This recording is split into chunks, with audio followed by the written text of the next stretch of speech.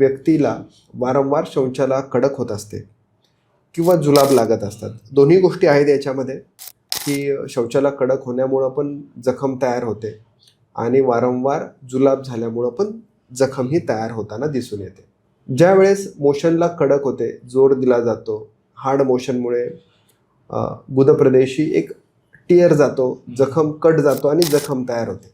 ही जर जखम साधारणतः 4 ते 6 आठवडे तशीच राहिली, जर तिला व्यवस्थित उपचार नाही मिळाले, तर त्याचं रूपांतर हे फिशरमध्ये होताना आपल्याला दिसून येतं.